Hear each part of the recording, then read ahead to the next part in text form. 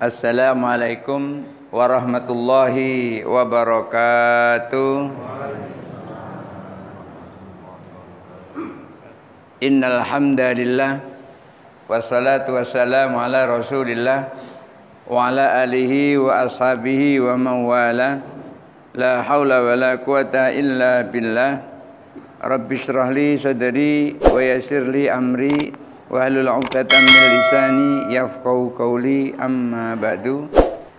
Bapak Ibu hadirin jamaah salat subuh Masjid Nurul Hasanah yang dirahmati Allah.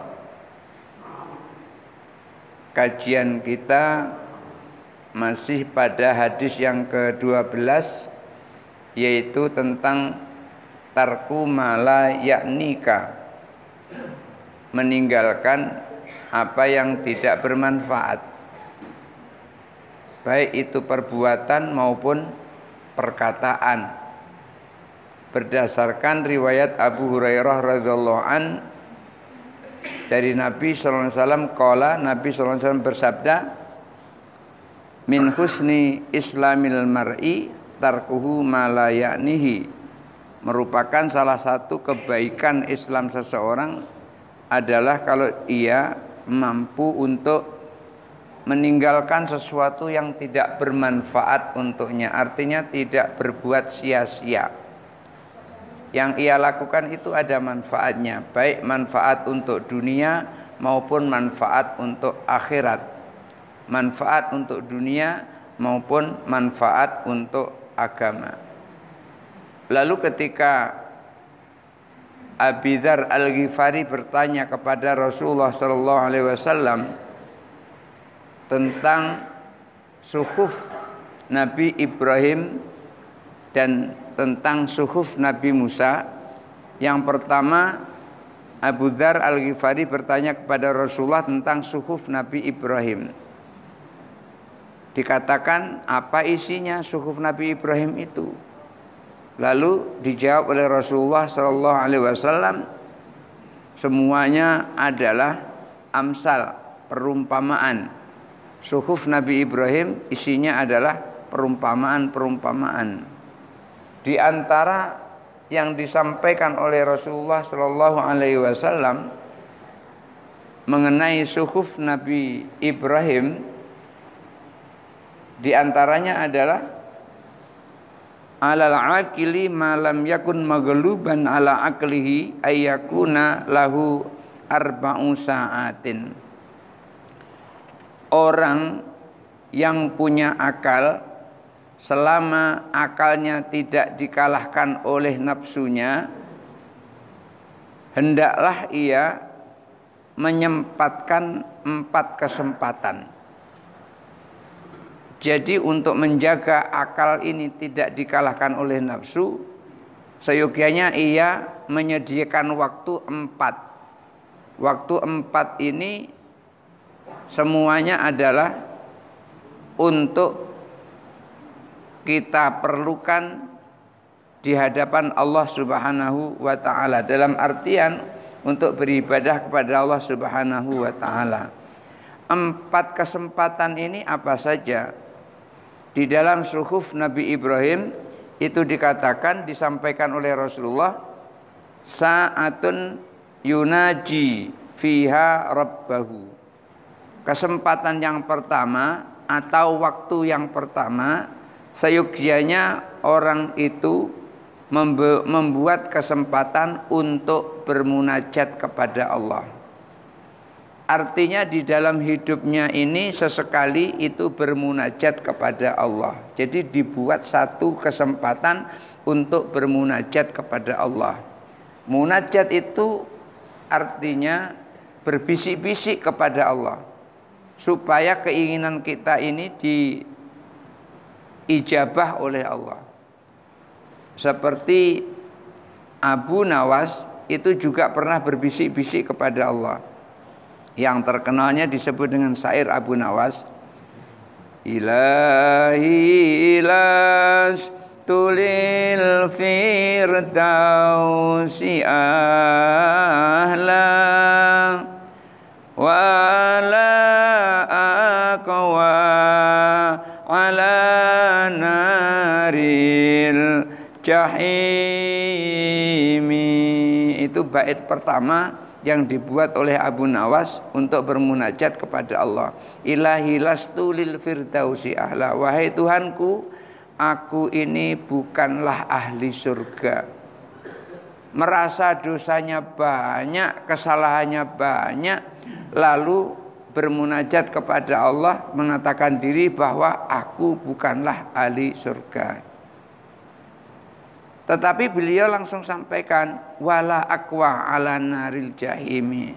Tapi aku enggak kuat wahai Allah kalau masuk ke dalam neraka jahanam, neraka jahim. Coba bayangkan Pak, ia ngomong kepada Allah kalau dia ini bukan ahli surga.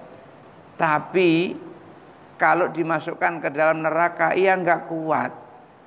Kira-kira bagaimana itu? Ngaku aku ini bukan ahli surga, nggak pantas aku masuk surga. Tapi aku nggak kuat kalau masuk ke dalam neraka. Kira-kira gitu. Lalu beliau sampaikan, fahabli taubata waghfir dzunubi. Oleh karena itu, beri aku ampunan, fahabli taubah, beri aku taubat dan ampuni dosa-dosaku. Pinternya itu seperti itu. Karena dosanya banyak, merasa tidak pantas masuk surga, menyampaikan kepada Allah, ia enggak kuat dalam neraka. Karena itu, supaya dosanya enggak ada lagi, hilang, maka beri taubat dan ampuni dosanya. Itu munajatnya Abu Nawas. Kita juga boleh bermunajat versi kita masing-masing kepada Allah.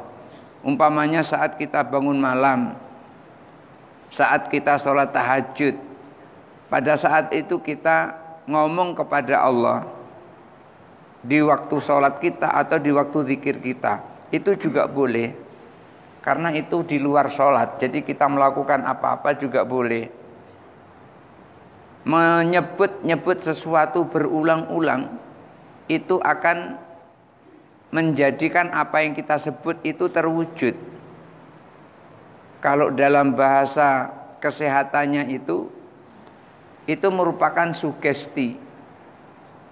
Kalau menyebut-nyebut dirinya, umpamanya aku sehat, terus begitu, nanti lama-lama diwujudkan oleh Allah sehat itu.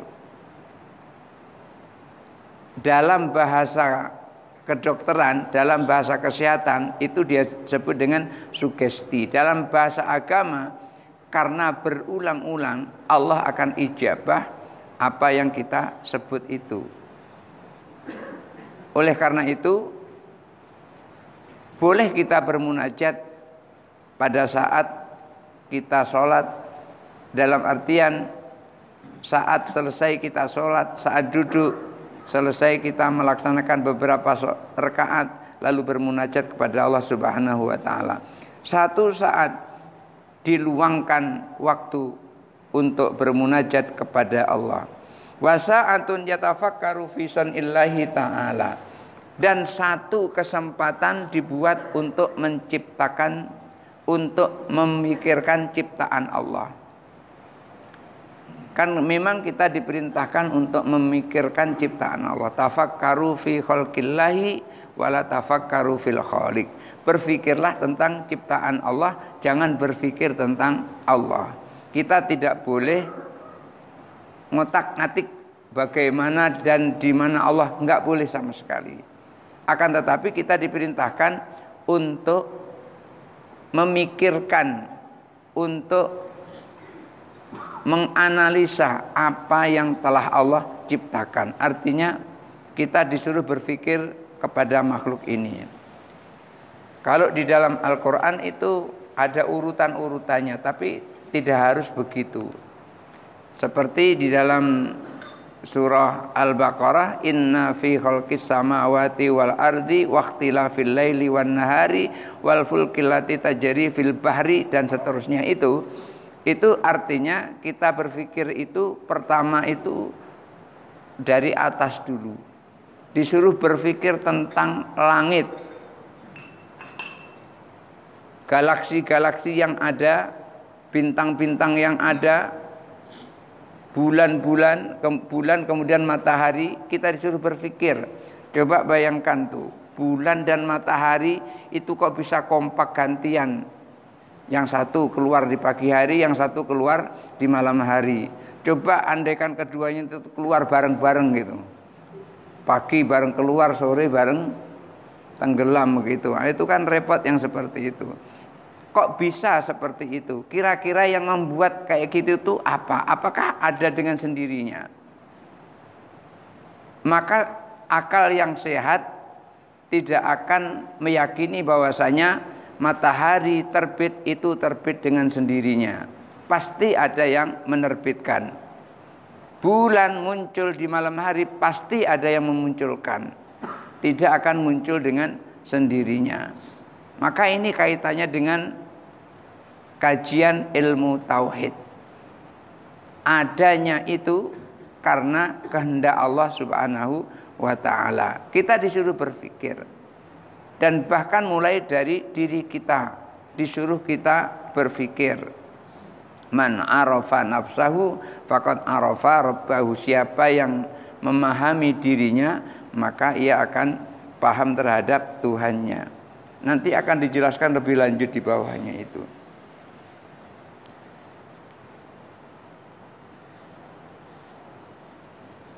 Wasa'atun yahdusu fiha nafsahu. Dan kita disuruh menyempatkan satu kesempatan, di mana kesempatan itu supaya dipakai untuk berbicara kepada diri sendiri. Sudah berapa banyak amal yang telah ia lakukan, sudah berapa dosa yang telah ia lakukan, dan sudah bertaubatkah? Apakah ketika dia beramal itu sudah ikhlas atau belum? Maka disuruh berpikir. Kalau ternyata amalnya itu belum ikhlas, maka segera perbaiki niat yang salah sebelumnya. Karena seseorang ketika melakukan sesuatu dengan niat yang salah, maka hasilnya tidak akan diterima oleh Allah. Kalau niatnya tidak ikhlas, ana bariun minhu, Allah sampaikan, aku terlepas dari orang yang beramal itu. Aku tidak perlu kepada amal orang yang beramal itu. Oleh karena itu, yang diterima oleh Allah hanya amal yang ikhlas. Wasa'atun yahlu bidil jalali wal ikram. Dan satu saat dibuat untuk menyendiri bersama zat yang maha agung lagi maha mulia. 4 kesempatan ini mesti dibuat oleh orang yang berakal ketika akalnya tidak dikuasai oleh nafsunya, ketika akalnya tidak dikalahkan oleh nafsunya. Yang pertama, kesempatan untuk bermunajat. Yang kedua, berpikir tentang ciptaan Allah. Yang ketiga, berbicara kepada diri sendiri, ngajak ngomong dirinya. Dan yang keempat, menyendiri di hadapan Allah yang maha agung lagi maha mulia. Wa inna tilkas sa'ata aunun lahu ala tilkas sa'ati. Kesempatan yang terakhir, saat yang terakhir, yaitu menyendiri bersama Allah, menyendiri bersama zat yang maha agung lagi maha mulia. Ini akan membantu pada kesempatan-kesempatan yang lainnya. Kalau sudah menyendiri bersama Allah, maka akan terbantu munajatnya, akan terbantu memikirkannya makhluk-makhluk Allah, akan terbantu ketika ia berbicara kepada dirinya. Maka 3 yang pertama ini akan terbantu dengan seseorang menyendiri di hadapan Allah Subhanahu wa ta'ala. Wa kana fiha, dan di dalam suhuf Nabi Ibrahim itu ada tertulis alal aqili lam yakun ma lam yakun maghluban ala aqlihi alla yakuna dha'inan illa fi salasin. Orang yang berakal selama akalnya tidak dikalahkan oleh nafsunya, maka hendaklah ia tidak bepergian kecuali 3. Alasannya 3. Kalau mau kita melakukan perjalanan, ya alasan perjalanan itu 3. Yang pertama, tazawudin lima'adin. Yang pertama, bepergian itu alasannya adalah untuk mencari bekal menuju akhirat. Artinya belajar. Contohnya kita pergi ke masjid ini dari rumah. Tujuannya adalah untuk mengumpulkan bekal akhirat. Kemudian yang kedua, wa mu'natin lima'ashin. Bepergian tujuannya adalah untuk mempersiapkan bekal hidup, bekerja. Maka orang yang seperti itu diperbolehkan. Maka dikatakan jangan pergi kecuali alasan 3. Pergi karena untuk mencari bekal akhirat. 2. Pergi karena untuk mencari bekal kehidupan. Dan yang terakhir, perginya waladzatin fi ghairi muharramin. Pergi untuk bersenang-senang tapi yang bukan haram. Maka seseorang melakukan perjalanan selama perjalanan itu tidak haram, dibolehkan. Kalau melakukan perjalanan, senang dalam perjalanan tapi di dalamnya ada keharaman, itu tidak boleh. Umpamanya kita pergi ke Aceh, sampai di sana memang ada niat tuh mengumpulkan ganja umpamanya gitu. Untuk dibawa ke Jambi ini terus dijual di Jambi. Itu tidak boleh yang seperti itu. Karena niat pertama sudah salah itu, sudah haram itu. Walaupun senang. Kenapa kok senang? Banyak duitnya. Maka orang yang melakukan perjalanan kemudian di dalamnya ada kemaksiatan, itu tidak dibenarkan. Apakah ada perjalanan itu yang di dalamnya ibadah banyak? Di antaranya kita melakukan perjalanan umpama ziarah Wali Songo. Kan kita dianjurkan untuk ziarah kubur kan? Kuntu nahaitukum an ziyaratil qabri fazuruha. Dulu aku melarang kalian untuk berziarah kubur, sekarang berziarahlah. Maka sunnah hukumnya kita berziarah kubur. Atau duit kita lebih banyak lagi, melakukan perjalanan umroh. Senang kita melakukan perjalanan umroh itu. Saya belum pernah melihat orang melakukan perjalanan umroh itu nangis sepanjang jalan, itu belum pernah. Belum pernah saya lihat. Sepanjang perjalanan tuh dari sini sampai Mekah, kemudian terus balik sini nangis terus itu, sedih terus, belum pernah tuh. Ia pasti melakukan perjalanan itu dengan penuh semangat dan senang. Senangnya di sini adalah senang penuh kegembiraan. Kenapa? Karena dosanya telah diampuni oleh Allah Subhanahu wa taala. Kenapa? Orang yang melakukan perjalanan umroh itu dikatakan ayyurajulin kharajat min manzilihi hajan au mu'tamiron. Seseorang yang keluar dari rumahnya itu karena menunaikan ibadah haji atau menunaikan ibadah umrah, fakullama rafa'a qadaman wa wada'a qadaman, ketika ngangkat kaki dan menurunkan kakinya, artinya setiap ia melangkah, tanah syarat dunubu kama ya tanah sarwaroku minasyajari, dosanya itu berguguran seperti bergugurannya daun kering dari pepohonan. Artinya mulai melangkah dari rumah itu dosanya udah rontok, melangkah lagi rontok lagi, melangkah lagi rontok lagi. Sekarang dari rumah sampai ke Madinah itu berapa langkah kira-kira itu? Nggak bisa kita ngitung langkahnya itu. Yakin saya itu sebelum sampai ke Madinah dosanya sudah kehabisan. Kenapa rontok terus? Itu orang yang keluar untuk haji atau untuk umrah. Belum lagi nanti ketika masuk ke Masjid Nabawi kemudian mengucapkan salam kepada Nabi. Assalamualaikum ya Rasulullah, assalamualaikum ya Habiballah. Ajabathul malaikatu bisalam, dijawab oleh malaikat salam orang tersebut itu. Belum lagi ketika menuju ke Dzulhulaifah, idza warada Dzulhulaifah wa ghatasala, kemudian menuju ke Dzulhulaifah yang kita sebut dengan Bir Ali, wa ghatasala mandi di situ. Apa yang terjadi? Ghaffarallahu dzunubahu, dosanya diampuni oleh Allah, mengalir keluar dari dirinya persis seperti mengalirnya air dari tubuh kita. Itu ketika di Bir Ali atau di Mikot. Kemudian ketika pakai pakaian ihram, apa yang terjadi? Fa idza labisa saubaini jadidaini, ketika memakai dua pakaian ihram, kalau laki-laki dua, satu untuk kain sarung, satu untuk nutupi punggung. Itu kalau laki-laki. Kalau perempuan kain ihramnya enggak seperti laki-laki. Pokoknya nutup aurat. Jadi kalau perempuan itu mau pakai jaket rangkap 7 juga boleh. Laki-laki enggak boleh.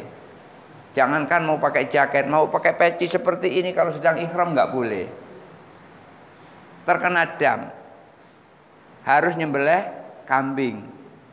Kalau tidak mampu, puasa 3 hari di sana, kemudian 7 hari di kampung halaman. Itu kalau kita tidak mampu untuk nyembelih kambing. Tapi kalau ibu-ibu itu mau pakai baju jaket rangkap berapa juga nggak apa-apa. Yang penting nutup aurat. Tidak pakai cadar. Karena sedang umrah, Nabi pernah memerintahkan supaya dibuka cadarnya. Artinya muka ini bukan termasuk bagian dari aurat. Kalau laki-laki cuma 2, tidak boleh lebih dari itu. Dalam artian nggak boleh pakai jaket, nggak boleh pakai singlet, nggak boleh pakai kolor. Kolor aja nggak boleh, padahal nggak nampak. Nah, maka jangan sampai pas lagi umrah karena dingin pakai kolor. Nah, nggak boleh pakai kolor tuh. Walaupun orang lain nggak tahu, Allah tahu itu. Oleh karena itu, ketika seseorang memakai pakaian ihram, jaddadallahu lahul khairat, Allah akan perbaharui ia dengan kebaikan-kebaikan.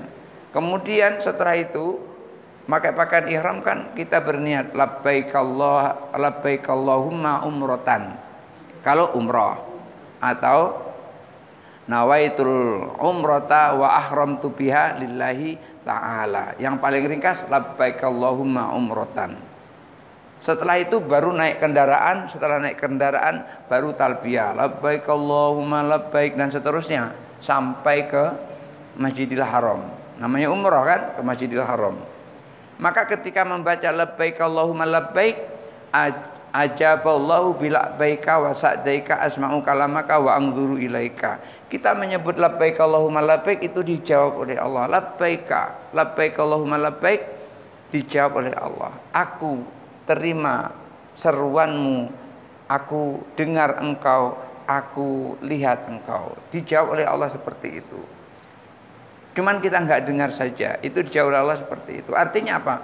Ketika kita dilihat oleh Allah, maka kita akan dijaga oleh Allah. Ketika kita didengar oleh Allah, artinya kita ketika minta sesuatu kepada Allah, itu akan diijabah oleh Allah. Oleh karena itu, seseorang yang pergi umrah, seseorang yang pergi haji, itu sesungguhnya doanya tidak pernah ditolak oleh Allah selama doa itu ikhlas karena Allah Subhanahu wa ta'ala dan tidak berlebihan.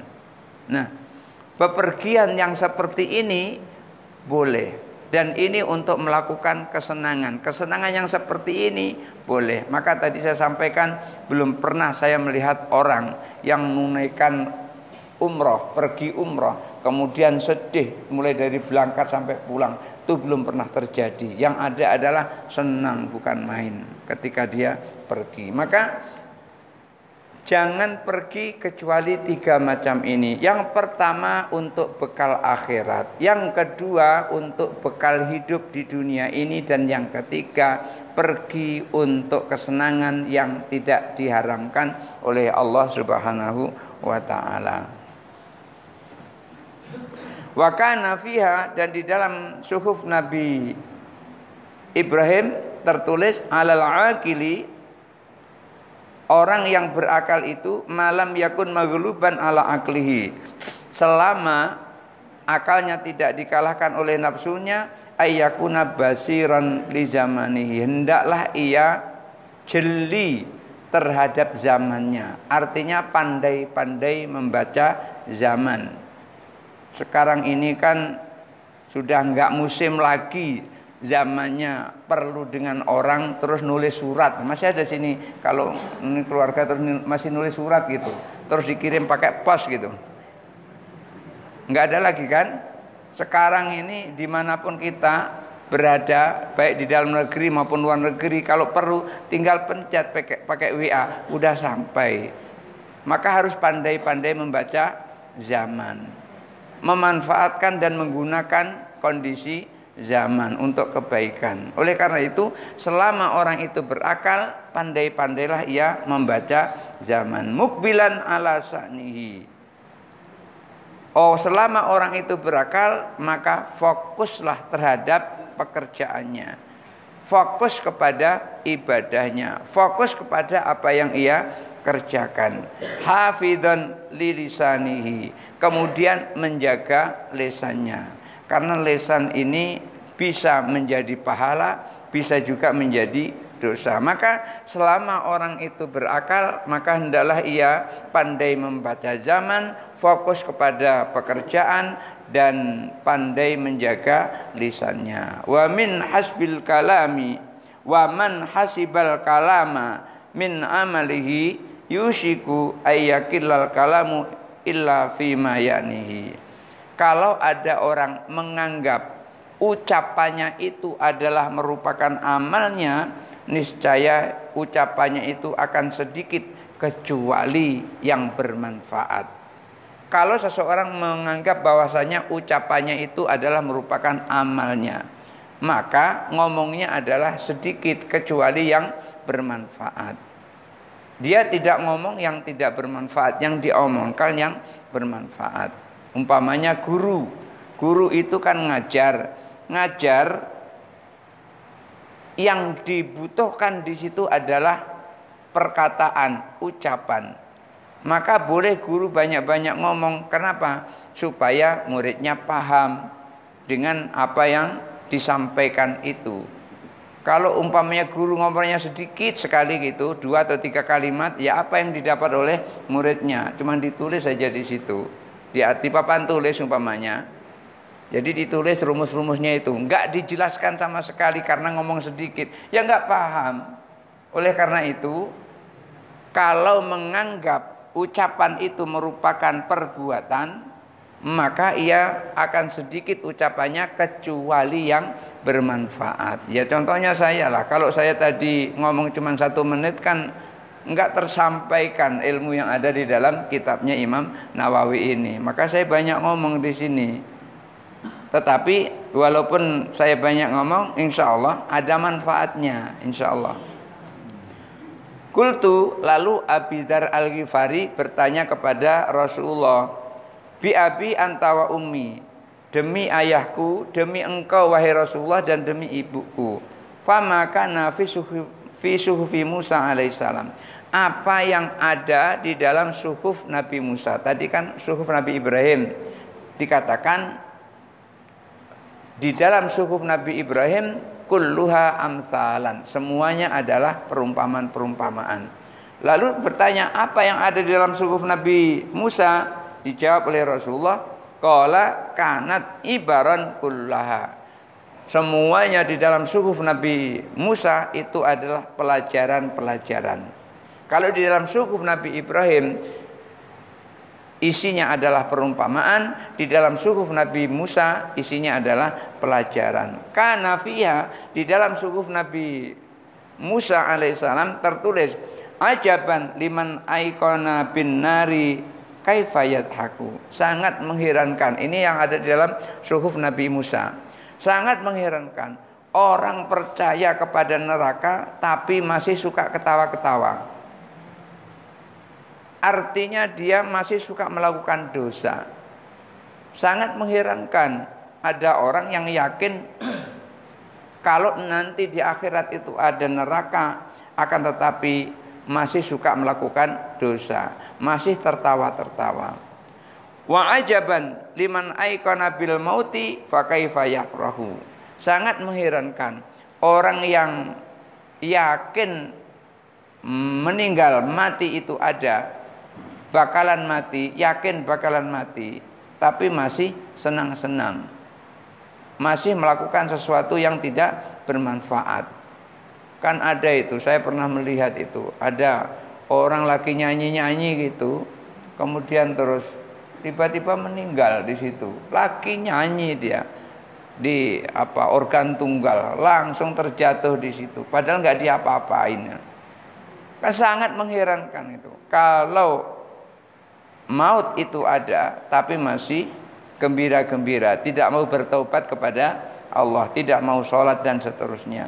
Wa ajaban liman ra'ad dunya wa taqallubiha bi ahliha wa yatma'innu ilaiha. Mengherankan orang yang melihat dunia, sementara dunia ini membolak-balik penduduknya, sementara dia masih tenang setenang-tenangnya. Artinya di dalam dunia ini nggak ada kepastian. Mungkin hari ini seperti ini, besok kita nggak tahu bagaimana. Kok masih tenang setenang-tenangnya. Wa ajaban liman aikona bil qadari tsumma huwa yaghdabu. Mengherankan orang yang katanya yakin dengan takdir Allah, yakin. Tapi begitu dikasih takdir oleh Allah dengan takdir buruk, kesusahan, kok dia marah.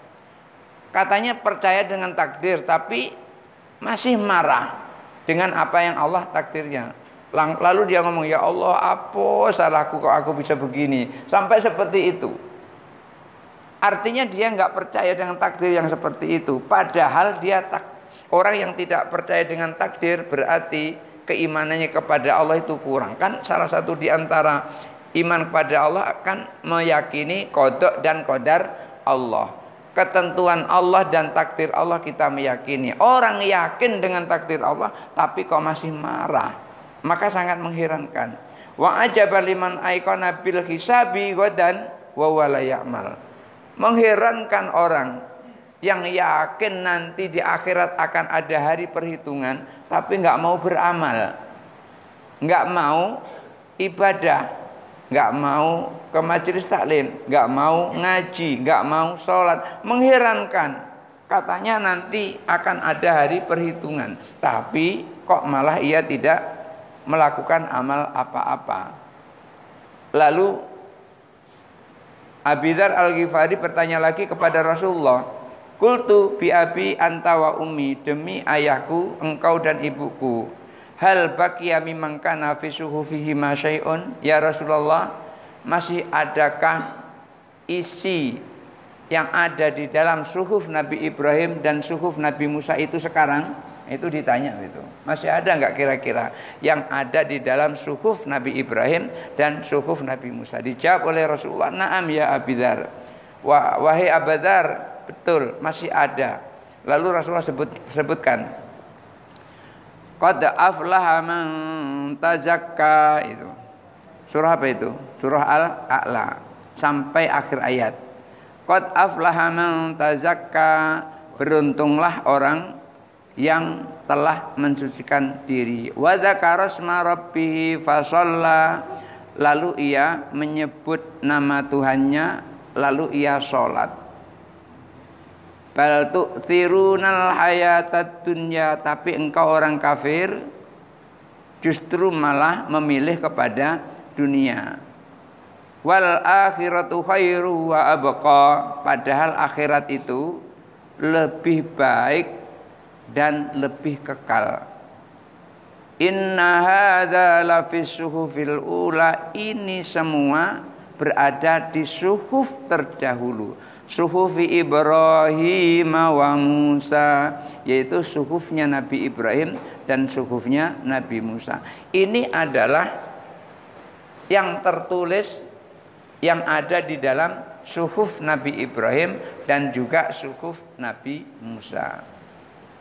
Menurut riwayat yang disampaikan oleh Ikrimah, ada juga yang tertulis di dalam suhuf Nabi Ibrahim dan suhuf Nabi Musa, yaitu surah An-Najm ayat 39. Wa allaisa lil insani illa ma sa'a, dan manusia itu tidak akan memperoleh apa-apa kecuali yang ia usahakan. Ini tertulis di dalam suhuf Nabi Ibrahim dan suhuf Nabi Musa.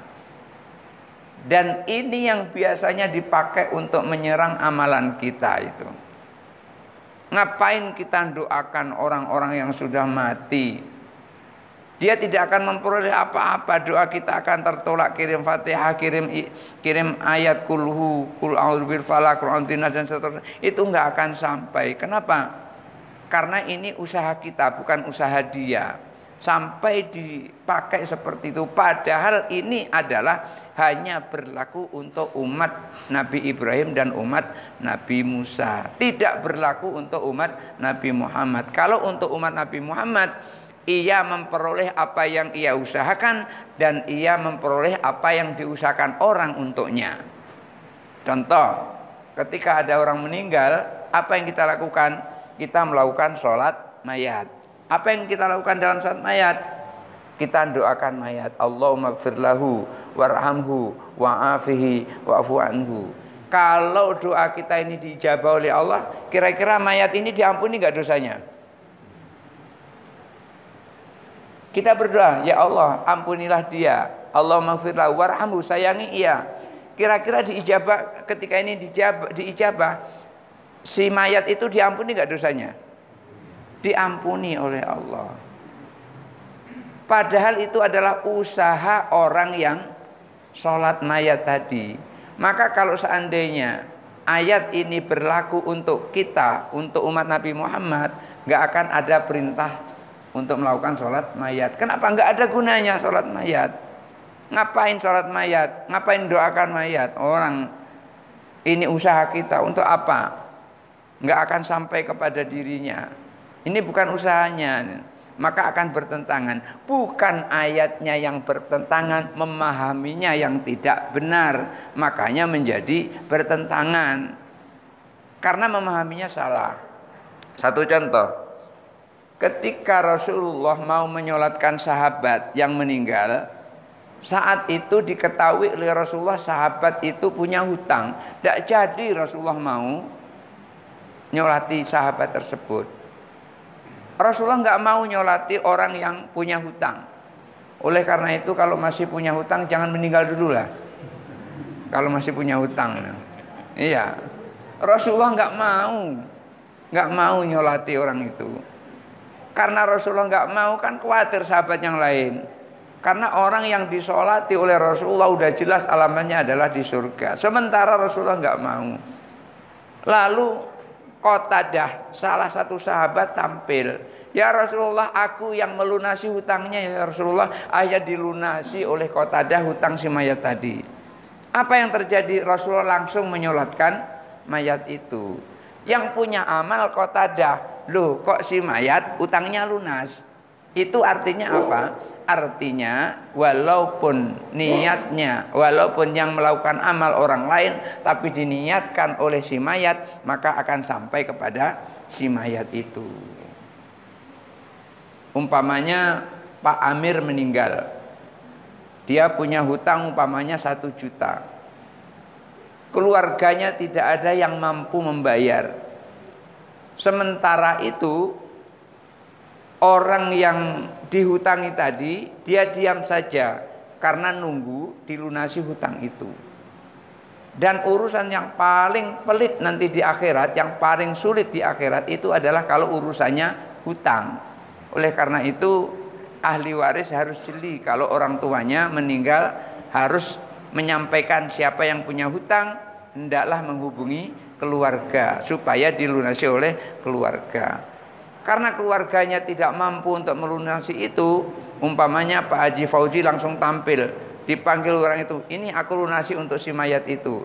Maka kira-kira utangnya lunas nggak untuk si mayat itu? Tentu lunas. Itu memang kurang ajar itu kalau seandainya udah dilunasi oleh Pak Haji Fauzi katanya masih punya hutang juga itu. Itu orang itu berarti apa? Termasuk lintah darat yang seperti itu.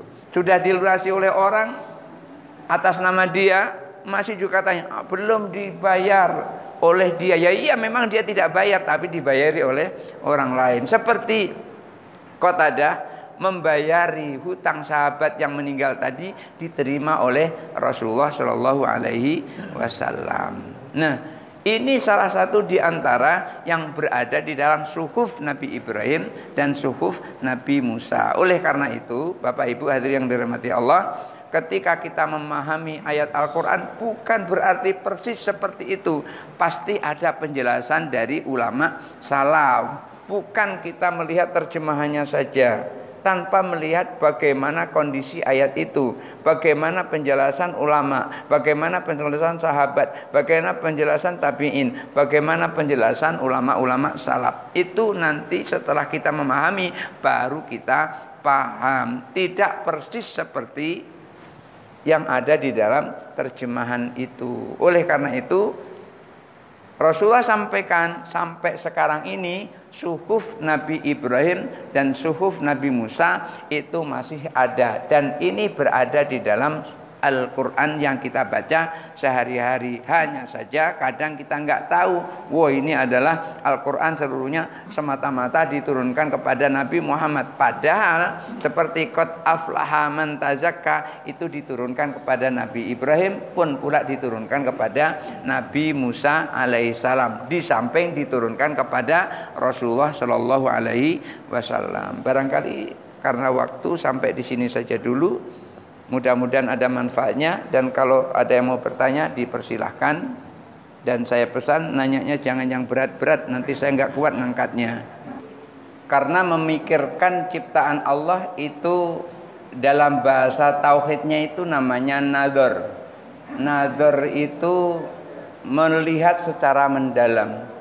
Maka seseorang ketika nador itu tidak akan bisa nador kalau dia tidak punya dasar dari nador. Oleh karena itu nador harus sesuai dengan kemampuan ilmunya. Ya tidak boleh kita melebihi dari itu.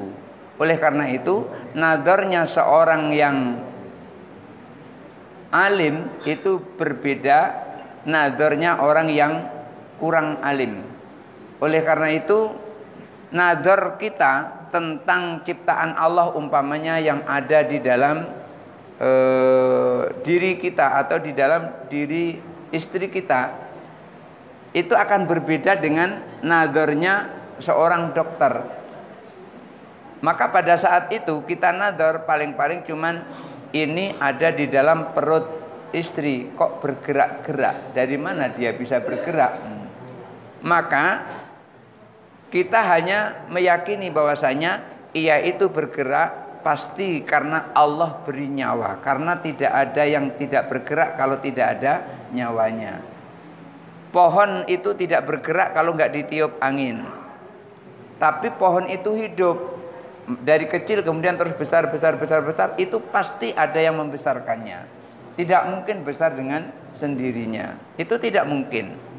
Kemudian yang tadi saya bilang, ketika seorang dokter melihat apa yang ada di dalam perut seorang perempuan yang hamil, itu berbeda pandangannya dengan kita ini orang awam. Itu udah pasti berbeda itu. Dia bisa memprediksikan nanti akan begini, nanti akan begini. Itu karena apa? Karena kebiasaan. Sementara kita tidak tahu itu. Yang kita tahu adalah ini bisa berkembang lantaran diberi kehidupan oleh Allah. Akhirnya setelah kita nazar begitu, semakin yakinlah bahwasanya Allah qadirun ala kulli syai'in. Allah maha mampu terhadap sesuatu. Satu contoh, ketika ada orang namanya Nabi Uzair melewati satu kampung, maka di kampung itu, ini ada di dalam surah Al-Baqarah di juz 3.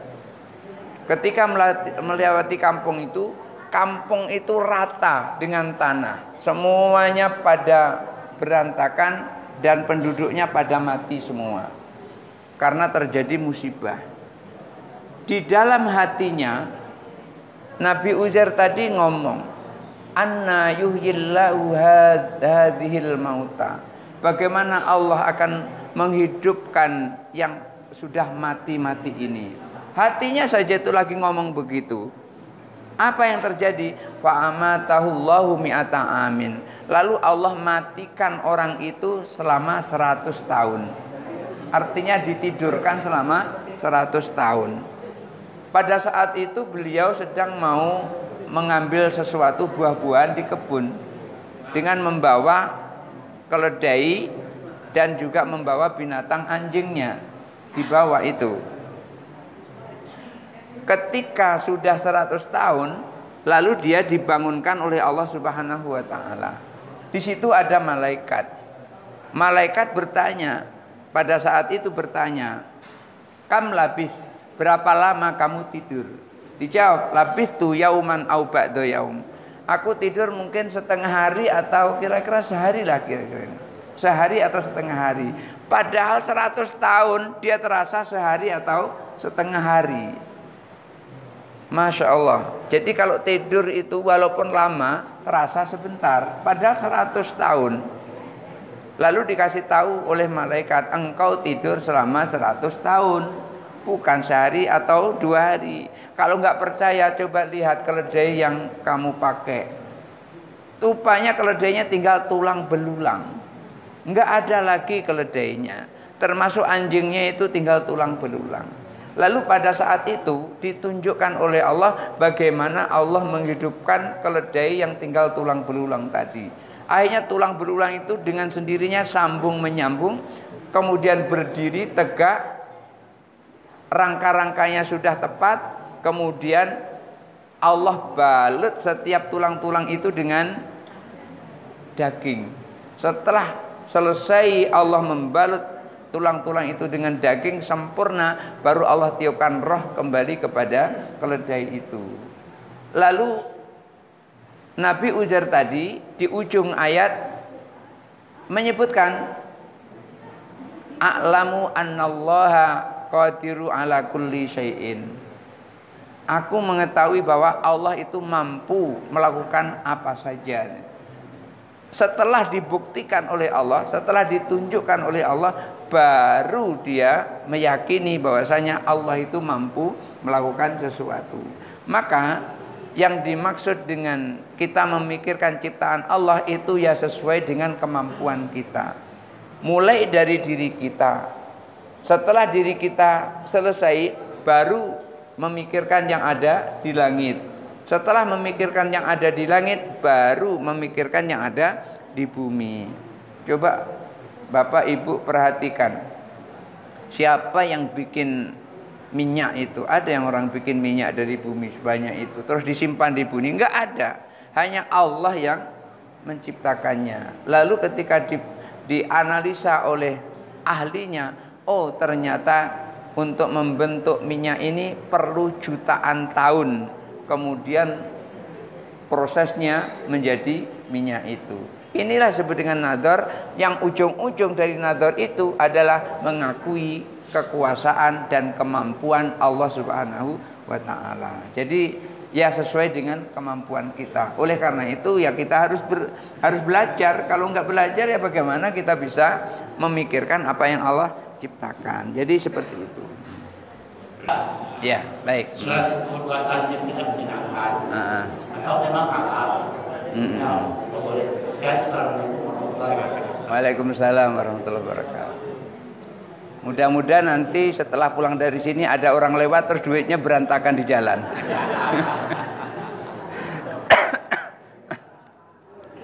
Karena kemarin saya pernah melihat pas lagi saya pulang dari kerja itu ada orang dompetnya jatuh, duitnya itu berantakan menyebar kemana-mana. Akhirnya dia sibuk ngambilin itu sambil hati-hati kalau ada mobil lewat. Nanti gara-gara ngambil duit itu terlindas mobil kan gitu. Gimana kalau seandainya terjadi seperti itu, umpamanya minyak tumpah kemudian terus diambil, itu bagaimana hukumnya? Ketika kita tahu bahwasanya itu adalah bukan milik kita, itulah yang disebut dengan syubhat tadi. Oleh karena itu, ketika kita ingin ngambil, ya bilang saja dengan pemiliknya. Kalau seandainya kita nggak bilang dengan pemiliknya, berarti kita sedang memakan barang syubhat. Kalau kita memakan atau sedang memakai barang syubhat, itu artinya kita mendekati kepada haram. Oleh karena itu lebih baik ditinggalkan kalau barang itu syubhat. Apalagi menjarah. Menjarah itu udah jelas itu. Ngambil punya orang lain bukan hak kita. Walaupun kalau seandainya dibiarkan itu juga hilang dengan sendirinya.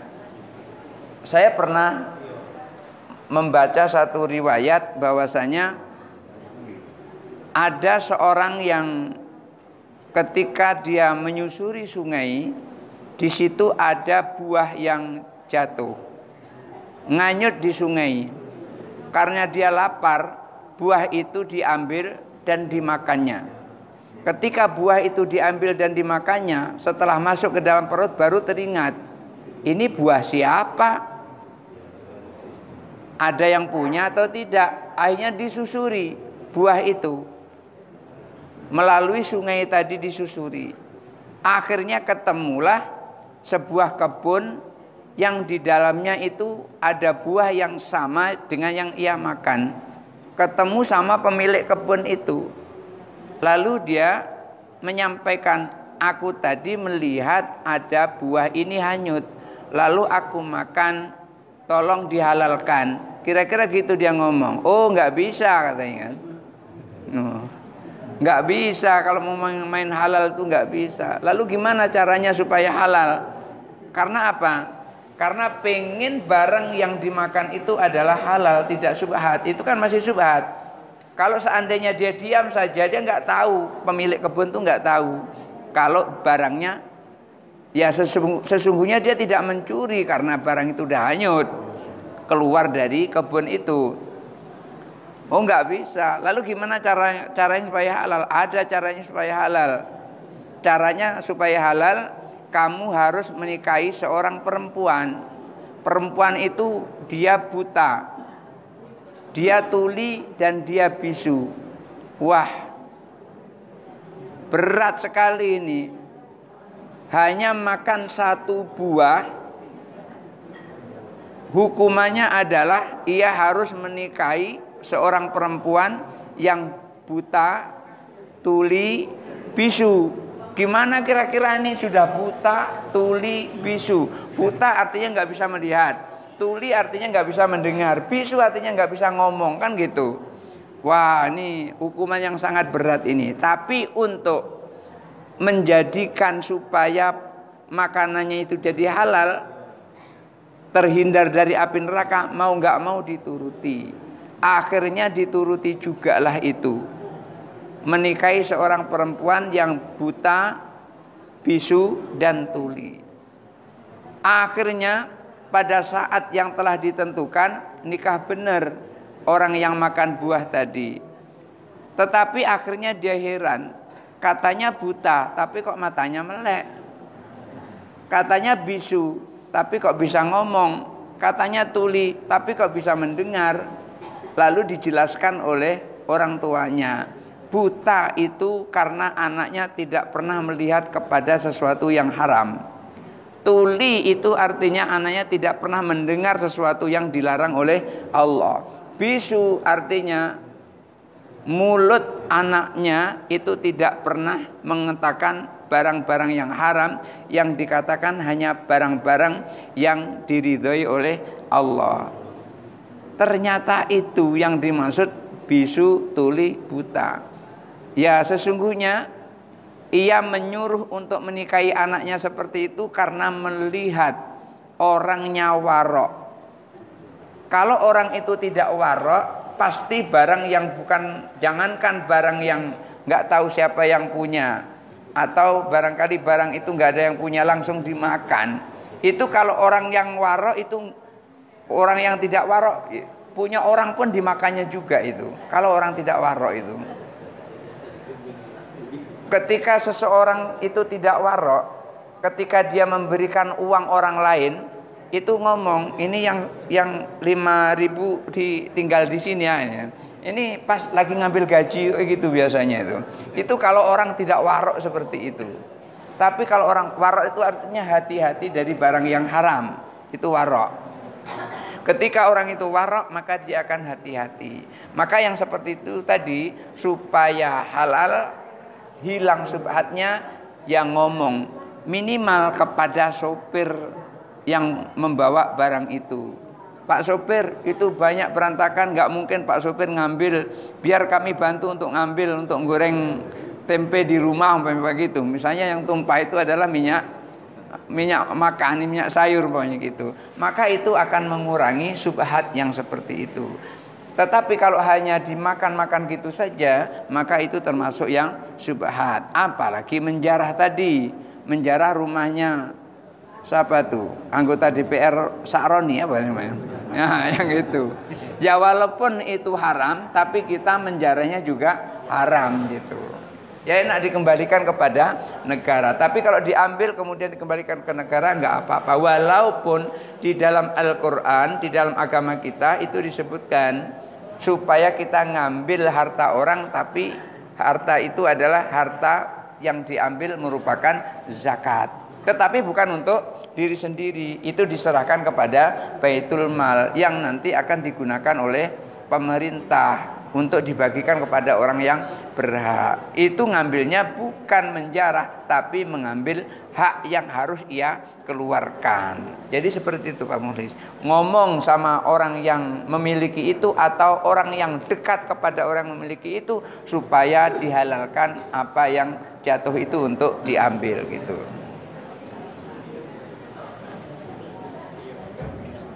Ibu-ibu,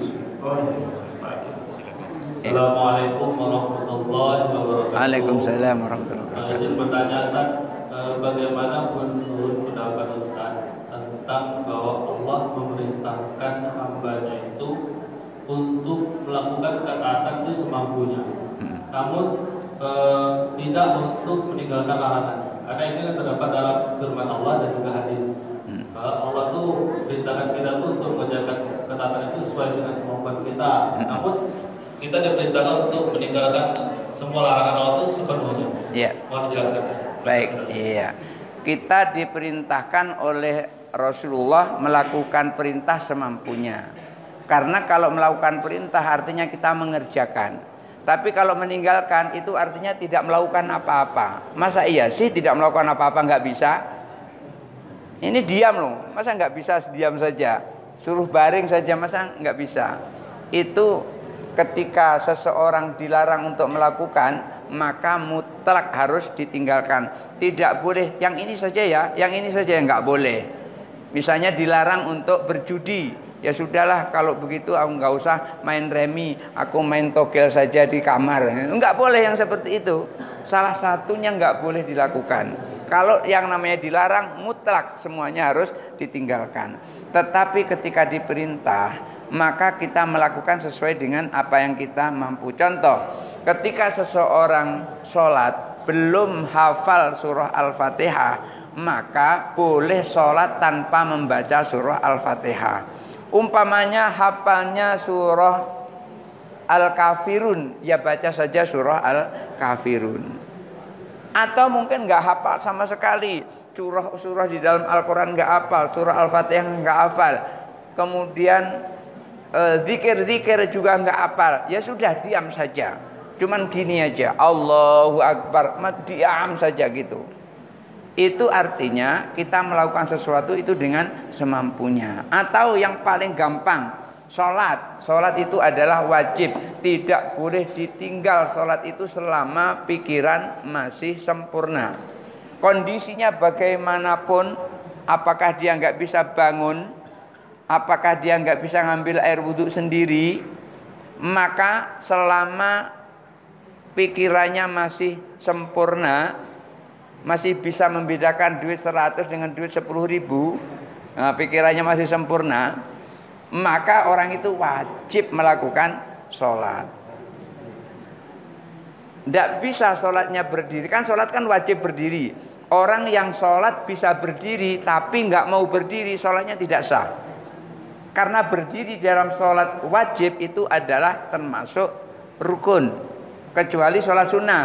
Sholat sunnah, bapak umpamanya sholat tahiyatul masjid nih, datang sini langsung duduk, sholatnya sambil duduk, nggak apa-apa.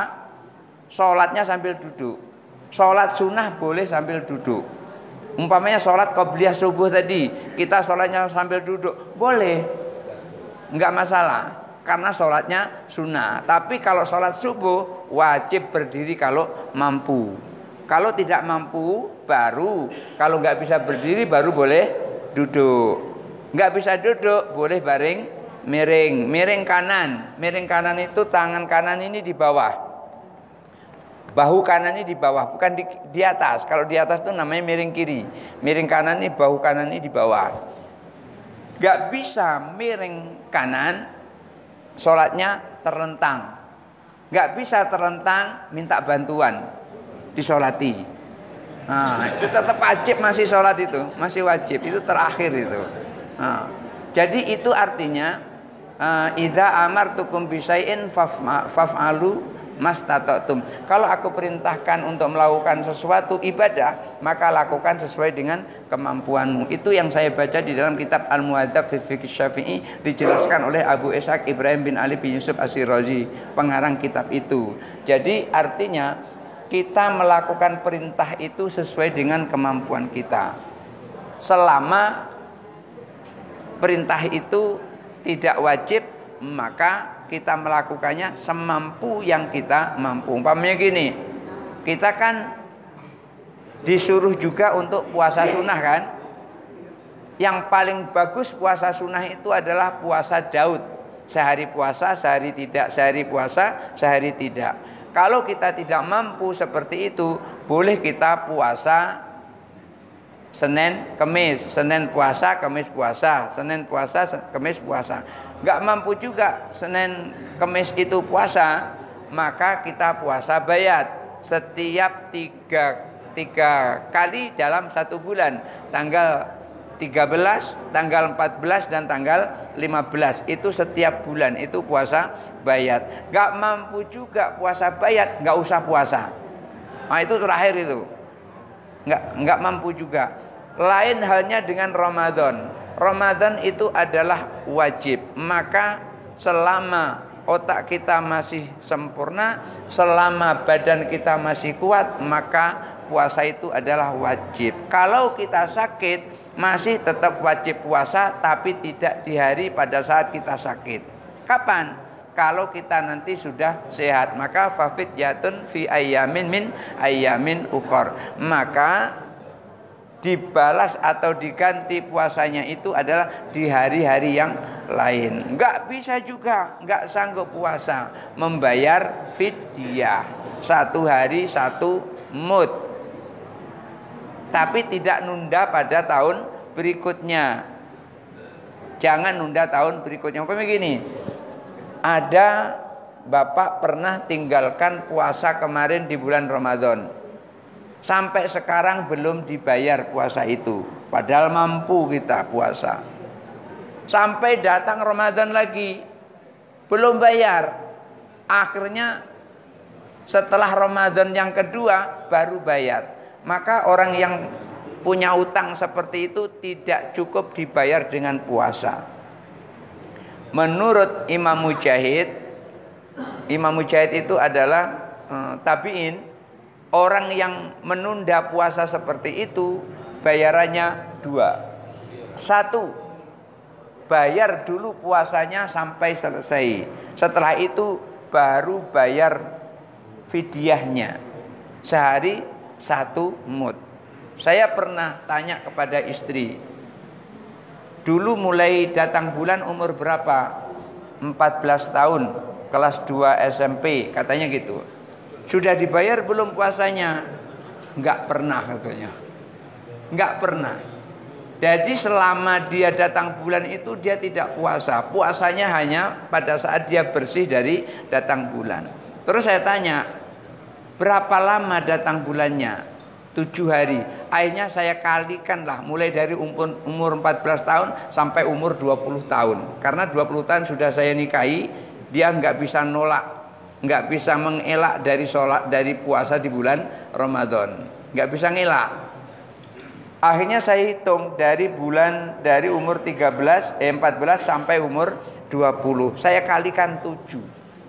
Jadi 13, 14, 15, 16, 17, 18, 19, 20. Berarti 7 kali 7.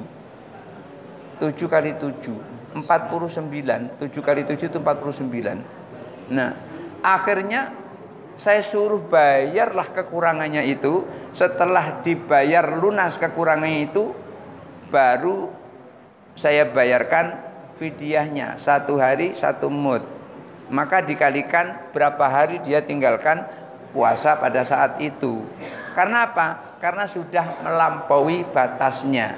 Oleh karena itu jangan nunda-nunda bayar puasa di bulan Ramadan. Kalau umpamanya bulan kemarin kita tidak puasa, terus hari ini kita bayar puasa, selesai. Kita bayar pada tahun depan, itu kita tidak cukup dengan membayar puasa, tapi juga ditambah fidyah. Ibu-ibu ketika dia sakit, boleh dia tinggalkan puasa itu, lalu dibayar di hari yang lain. Akan tetapi kalau tidak puasanya itu karena hamil, dikhawatirkan nanti kalau puasa janinnya menjadi lemah, maka orang yang seperti itu sesungguhnya bukan ada keringanan untuk meninggalkan puasa. Kenapa? Karena itu kaitannya dengan si bayi itu, bukan dengan dirinya. Maka dia tetap membayar puasanya, kemudian membayar fidyahnya. Jadi kalau untuk ibu-ibu hamil itu ada 2. Kalau ia tidak puasa karena takut janinnya nanti akan bermasalah, maka di samping dia bayar puasanya, dia juga bayar dendanya. Denda lantaran dia tinggalkan puasa itu. Berbeda ketika sakit. Maka kalau sakit tidak perlu bayar denda, cukup bayar puasanya saja. Jadi kira-kira seperti itu. Sudah suruk? Ya. Kita sama-sama tutup dengan membaca doa. A'udzubillahi minasyaitonirrajim. Bismillahirrahmanirrahim. Alhamdulillahirabbil alamin. Allahumma shalli ala sayyidina Muhammad wa ala ali sayyidina Muhammad wa sallim wa radhiyallahu ta'ala an sadatina Rasulillah ajmain. Allahumma qarribna ila man qarraba ilaika wa ba'idna wa sallimna minadh dhalimin wal ba'idina minka. Allahumma nawwir qulubana binuri hidayatika kama nawartal arda binuri syamsika wa qamarika abadan abada. Allahumma ja'alna fahman ka fahmin nabiyyin wa hifdhan ka hifdhil mursalin ka ilhamin malaikatil muqarrabin bi rahmatika ya arhamar rahimin. Allahumma ya muqallibal qulub tsabbit qulubana ala dinika wa ta'atik. Allahumma ja'alna syakura waj'alna sabura waj'alna fi ayunina saghira wa fi ayunina kabira. Rabbana atina fid dunya hasanah wa fil akhirati hasanah wa qina adzabannar walhamdulillahi rabbil alamin. Barangkali itu saja dulu, mudah-mudahan ada manfaatnya. Hadanallahu wa iyyakum ajmain wallahu muwaffiq ila aqwamit. Assalamualaikum warahmatullahi wabarakatuh.